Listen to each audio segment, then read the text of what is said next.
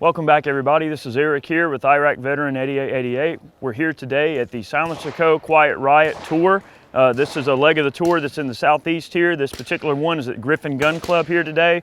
We're going to be out checking a lot of SilencerCo's offerings out. There's a ton of suppressors out here, a lot of good people. We actually made an announcement for this particular event, so we've got a lot of subscribers here hanging out. We're going to interview some of you guys today that are here. We're going to check out some cans, so let's get after it. It's going to be a really silent day. Let's do it. All right, what do you think about suppressor ownership? Think people should like to have one. I think they're worth having. They look fun. What do you think about average people? You know, like Joe Blow, mom and dad, mom and pop. I think it'd be nicer and easier to buy for everyone. Yeah. I was hoping the thing would go through, but like you said, I don't think it'll go through as long as Obama's in office. But maybe here soon they'll be able to get suppressors for everybody. Sure. You know, one of the things that SilencerCo has been pushing for really strongly over the years, they've been a really big advocate in Washington for trying to do the best they can to decrease the wait times for Form 4s, Form 1s, really any NFA paperwork getting put in, they're trying to decrease that wait time. What do you think about the wait time on tax stamps? That's one of the main reasons I don't have one right now. I just don't feel like waiting the time mainly, but it's worth doing. I just hadn't done it yet. Yep. The price of the tax stamp, when it costs as much as the suppressor, it kind of hurts the wanting to buy one of them, some of the 22 ones at least. I mean, when you get into some of the more expensive stuff, the tax stamp ain't as big of a deal, but it just kind of makes you want to not buy one of them because you have to pay so much to tax stamp something, and then you can't hardly do nothing with it. Sure thing. Thanks, man. Thanks for your time. Thank you. All right, now, have a good time. You too. What do you think about the wait time for suppressors, and where are you from? I'm from Savannah, Georgia. I live in Villa Rica right now. Cool. Yeah, I actually just got one not too long ago. It was a 4-month wait. 4-month wait. Which was surprisingly short, but not a big fan of it. Do you think that that's acceptable to have to wait that long to get a suppressor? No, I was actually just telling them, you know, you don't charge somebody to put seatbelts in your car, so, you know, charging somebody or making them wait to put a silencer on is kind of silly to me. Do you think that events like this make suppressor ownership a much more acceptable thing to a wide variety of different people, like mom and pop, your soccer moms, stuff like that? Well, I think a lot of people are afraid of them, just like, you know, guns in general. So people think that, you know, it's assassins or whatever that would need them, but, you know, they don't realize, you know, all the benefits that they have. You know, if someone breaks into your house, you shoot a gun one time, you can't hear anymore. There might be 3 other people in your house. For sure. Silencer on, you can be aware of the situation. So good point. Appreciate your time today. Yes, thanks for coming out. Thank you. Enjoy yourself. Where are you from, and why'd you come out to the SilencerCo shoot today? Well, I'm from Waynesville, North Carolina. I seen your video, you know, that SilencerCo was doing the shoot, so we wanted to come down and try out some things. I'm looking to build a 300 blackout. Okay. You know, wanted to try one of them since they had one. I got a hold of the SIG MPX. I watched Tim's video from Military Arms Channel where he compared it to the Evo. And it's just a great opportunity to get to come out and try some things like this. You know, like y'all say in your videos all the time, it's not enough people, I think, know that you can do it. Sure. You know what I mean? So do you think that with events like this, that silencer ownership, suppressor ownership, do you think that it's going to be on the rise even more, like because of the knowledge and putting the word out that it's okay? A lot of people think, do you think that a lot of people still think that it's illegal to own a suppressor or something like that? Yeah, I talk to a lot of people. You know, I work in a casino. I'm a blackjack dealer. And so I get a ton of people from all over the world, you know, that come in and all over the country. And I'm constantly, you know, bringing it up here and there. What do you think? You know, what do you think about this? And you know, it's the same thing with full auto. You know what I mean? You get the same comment all the time. Well, you can't own one of them. You know, and I said, well, yeah, you can. You just got to do it correctly. Sure. You know what I mean? You got to do the paperwork. You know, the forms and all that. Yep. The tax stamp. But most people just seem like they're afraid of the unknown, fear of the unknown. They just don't understand the process. That's right. All right. They don't understand how it works. They don't understand what they need to go through to get to it. And things like this are awesome because it explains exactly how you need to do it to get it done. Perfect. Thanks for your time. Hey, man, I appreciate it. Enjoy your time. All right. All right, I found a man here with an exceptional shirt on today. What's your name? Where are you from? My name is Alex. I am from Douglasville, Georgia. Cool. Why'd you come down to the SilencerCo shoot today? Number one, I saw your YouTube video, and number two, I've always had an interest in silencers, but I've never actually had the chance to get my hands on a gun that has one. So, To try it out? Yeah.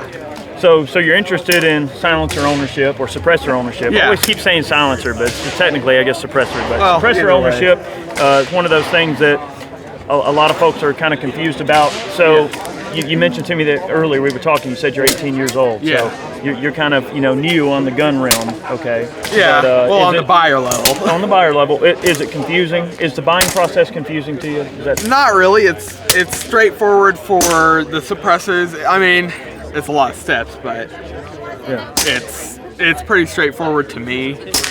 But I mean, I was researching it when I first found out they were legal 3 years ago. So sure, absolutely. So wait a minute. So you said 3 years ago you found out that they were legal. Yes. So were you led to believe that maybe suppressor ownership was something that was unlawful or something like that? Yeah, I was in public school for a long time, and everyone, in public school, it's kind of like brainwashing. I didn't really realize it until I got out. Sure. And I didn't really realize it because I was 11 when I first got into guns, and I didn't really think about machine guns and silencers and short-barreled rifles. And I found out they were legal actually watching you guys on YouTube. Sure. So I was kind of led to believe that they were illegal. Well, now you know different. So that's what these kind of events are good for. It gets people together, lets you, get your hands on stuff, check it out, test it out, and then when you're ready and you're able to take that step, you can put in your form and go through the process. Yeah. Well, once I turned 21. Yeah, you got a little while to wait. Yeah. That's all right. Thanks for coming out, man. Thank you. Enjoy the shoot. What's your name? Where are you from? I'm Matt, and I'm from Norcross, Georgia. Norcross, Georgia. Yep. Awesome. Okay, so you came down to the shoot today to hang out. Let me ask you some questions here. Okay. Are you you own any NFA stuff? I don't yet. But I got a trust from SilencerCo. Went to their website and got that, so it's all set up, and all I got to do now is apply. Was that an easy process for you? Tremendously easy. Okay. So what about the trust, going the trust route? What about that actually appealed to you more than just going the traditional paper route? And obviously, it's a pain in the butt going with like fingerprints and Clio signature and all that. Is that one of the reasons you want to get? It is. Specifically for me, though, it's because if I have to go somewhere, because I'm in the National Guard, so if I have to go deploy somewhere, it's easy for me just to put my dad on the trust and have him take care of all my stuff while I'm away. So that's why. What's your opinion on the lead times? What do you think about the lead times that we're having with suppressors and really any NFA, whether it's a machine gun that's being transferred or whether it's a Form 1, Form 4, whatever it may be? What do you think about the wait times? My understanding of the wait times is it's really too long right now. I think there's only a couple people actually processing all the requests. So if the government knows that there's a lot of people who need to get this stuff done, there's no reason they can't put 5, 6 more people, or even 10 or whatever, on there to clear the backlog. Well, did you know that SilencerCo is doing a heck of a lot when it comes to working on Capitol Hill to try to get those wait times reduced and everything? I mean, they've really worked their butts off to try to get up there and impart the change where it matters and really try to influence those people on Capitol Hill that can make the decisions required to get more help, to decrease the checks and the times it takes to get these tax stamps back. So is that something that you're going to be looking to do? I guess you got your trust together, but are you going to just pretty much dive into the NFA route, get you a suppressor at some point? I am, and that's one of the big reasons I want to come out here and patronize SilencerCo and all that stuff, because they're doing a lot of stuff, and I think it's important to show the support. Sure. What do you think about in terms of a lot of the suppressors that you've looked at today? I know you're on the way out, but what kind of stuff jumped out at you? What if you could only own 1 or 2 suppressors, what would it be and why? It'd definitely be one for my bolt action rifle, and then I probably have to get one for the AR. For an AR? Right. What about a 22 cam? Does that appeal to you much? Not so much. I'm more of a bigger rifle kind of guy. Awesome. Thanks for your time today. Absolutely. Thank you. Have a good day. Appreciate it. All right, we're hanging out here today. We've had a great time at the SilencerCo shoot. Run into Bob and Rachel here. Where y'all from? We're from Griffin. We're from Griffin. There. Okay, so y'all are local. Perfect. So it's interesting to always get different perspectives about NFA stuff. Now, Bob, I've known you for a long time. You've been a part of Moss. I know you've always come to Moss all the time and hung out with us and everything. You own quite a bit of NFA stuff. So from your perspective, being from the early part on, now you see how things are as compared to how they used to be. What's your perspective on it? I mean, how do you think things have changed in the NFA world? Well, there's so many more products available now, and I think that especially with sound suppressors, the knowledge, and now in Georgia we can hunt with them, and that's opened up a big opportunity for new products and more public awareness. People are still, the word's not getting out too fast, but I think people are starting to learn that it's a good thing to be able to hunt with them and protect your hearing. Especially when you're hunting in the same area as somebody, which we've done. So, not giving away or ruining a hunt for a fellow hunter who might be only, a quarter mile away or something. Y'all were in different stands, but you're still relatively close. Maybe taking a suppressed shot at some potential game in front of you might not ruin the hunt for a hunter who's just right down the way from you. Exactly. Sure. From 100 yards apart, her shot sounded like it might have been on the next farm. Yeah. So That's good. It really did not disturb the area that I was in. We know one thing that we're finding is that suppressors also open up a lot for nighttime hunting. We do a lot of predator hunting. So, Chad's got a really awesome 300 blackout AR that he built, an SBR with a short barrel and everything. And it's a great gun that's easy to get in and out of a vehicle, or if we're out, messing around, calling animals in, or we're having to pick up and move quite often at night, where you might only be on a stand for 20 or 30 minutes or so, then you're picking up moving somewhere else. It's nice to have a light, handy gun that's very quiet. What about the perspective of the ladies? Do you think that a lot of female shooters are, I know we have a lot of new shooters. Do you think that a lot of the new shooters we're getting now happen to be females? Like a lot of ladies are getting into it now? I see it more and more since do? I've been doing stuff with guns. So. What about like the NFA stuff? You think that a lot of females, like let's say a female who's head of household or something, and she's wanting to maybe train her children on how to shoot, or she's wanting to get maybe her fellow, and she might go work out and go to a Zumba class, and she's talking to her buddies at a Zumba class or something about guns. Do you think that those conversations occur more readily now, like people talking about guns in real time at that level? Do you think people are? I think it's getting there. It is. I think they will be. We're kind of becoming more socially acceptable to be a gun owner and be a female. Do you think that in some time in the distant past, do you think that a lot of ladies might have been looked at weird if they wanted to be a gun owner? Do you think that's more acceptable now?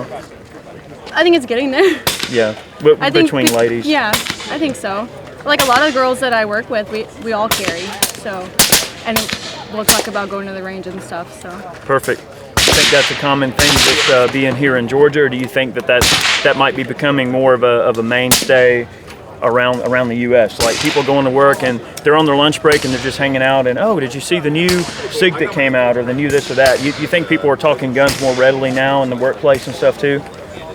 If they're not now, they're going to be soon. I hope so. Yeah. That's conversations that we have. Well, gun people tend to congregate together wherever they are, and then people hear the conversation and want to join in. So awesome. It's spreading because people are able to talk about guns more now in the public. Absolutely. Well, y'all are great people. I appreciate you taking time to talk to me, and y'all enjoy your day. You too. All right. Thanks. What's your name and where are you from? Austin, I'm from Daytona Beach, Florida. Daytona Beach, Florida. So you came from Florida to come to the shoot today. Yep. Awesome. What do you do for a living? I work for AT&T. I actually sell phones and internet and everything else for corporate. So corporate job. Yeah, retail sales. Interesting. Okay. Let me ask you, how do you see the perspective of being a gun owner in that type of environment? Do you talk to your coworkers about guns? Is that accepted socially, or in the workplace is it kind of one of those things where they would start going, oh, who's that guy? Yeah. Over the last couple of years, I can definitely see that there's been a change in perception of that. I had a coworker that used to constantly give me trouble about looking up things at work, for example, and now he went shooting about a year and a half ago for the first time ever. And now he is constantly the guy that will run over with the iPad going, hey, have you seen this? Look at this. I'm thinking about getting this new holster. Have you heard about that? And so a lot of converts. Yes, okay. a huge amount of converts actually. Out of maybe 20 people in the workplace, I think it's gone from maybe 3 or 4 to over a dozen that really have enjoyed shooting. What about suppressor ownership? Is that a dialogue that's open in the workplace for you? Just recently, it's been opened by 2 or 3 other coworkers, and shockingly enough, those were several of the people that weren't very pro firearms to begin with. As they've become more familiar with it, I believe they've become a lot more knowledgeable about it and have become much more interested in it. 2 of my friends that I've brought shooting to shoot my suppressors have afterwards said, wow, that's amazing, I can't wait, where do I get this, tell me more information about this. So we see now in the way the industry's going, there's a lot of new gun owners. Everyone from just a soccer mom trying to buy a gun to defend herself to the guy who's just getting an NFA for the first time. So how long have you been a gun owner? Pretty much as long as I can remember. My dad started me out with like a little .22 bolt-action Chipmunk. Okay, so you've been around guns a long time. Yeah. So what bit of advice would you give somebody that is getting into guns? Like, okay, someone that might be like your coworkers who, you know, before they were peeking over your shoulder going, oh, what are you doing? Now they're crowding around wanting to know what's going on.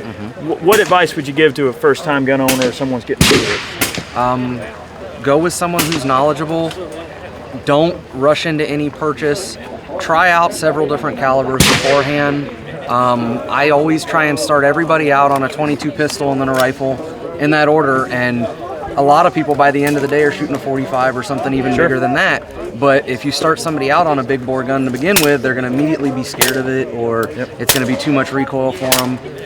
So I always start people out on something small and have them work up, and a suppressor is one of the best teaching aids around, because then you don't need to yell at somebody over a pair of earplugs. Yeah, a .22 pistol with a suppressor and great training aid. I've got a .22 45 Mark III with a stainless Sparrow by SilencerCo and a red dot sight on it, and if you can take them out to a steel plate range somewhere, the first time they hear that pa-ting, they're sold.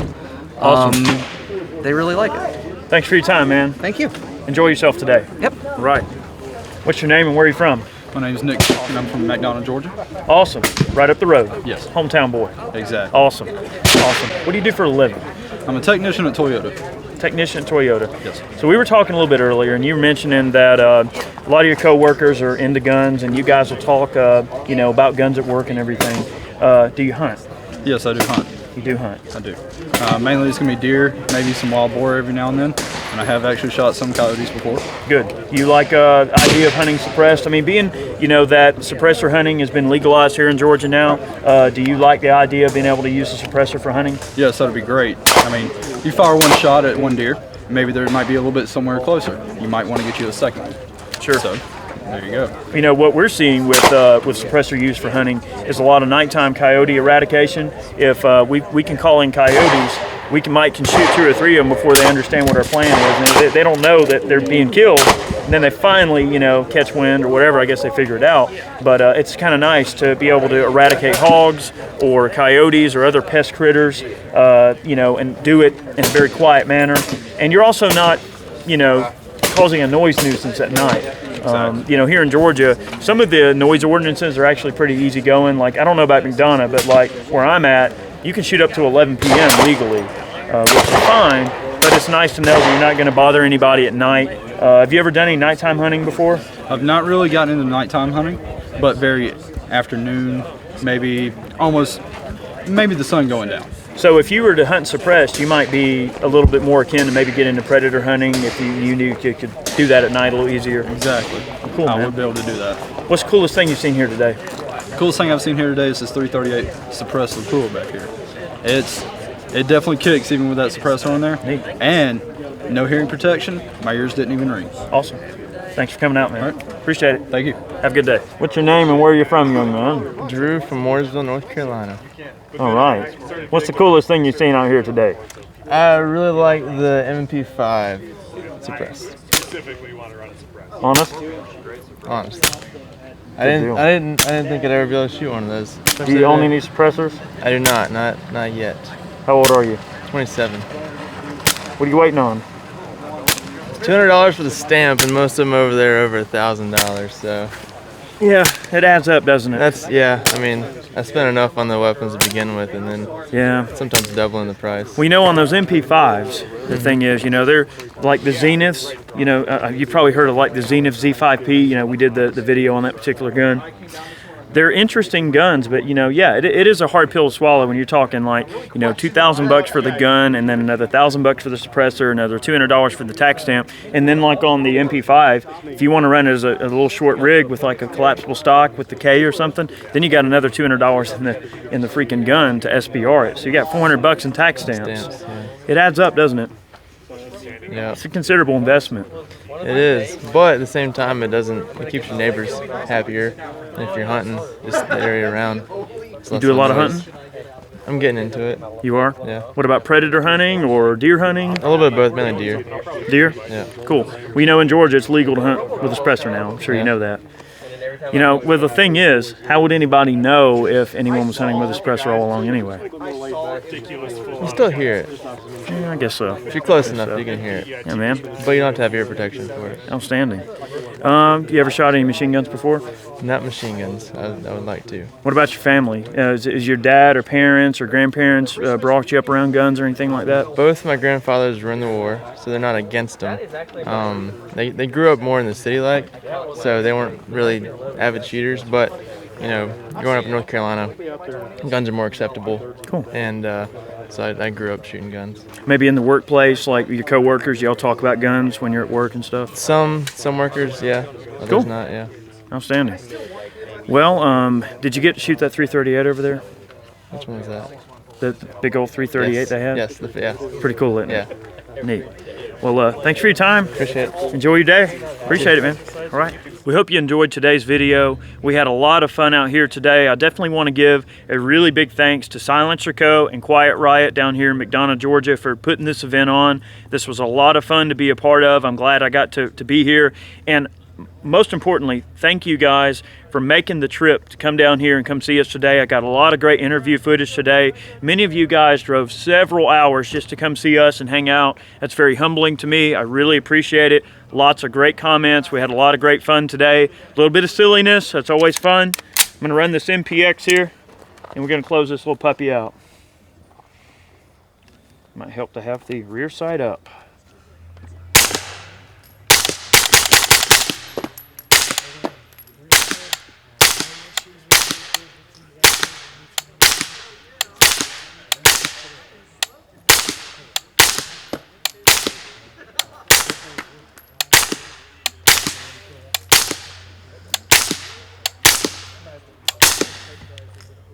That's great. It's just scary how quiet that little puppy is. Thanks for watching again. Catch you next time. We've got a lot more stuff on the way. Make sure you stay in tune. We got more gun gripes, firearms facts, 5 guns videos, more gun reviews, suppressor stuff coming up. Catch you next time.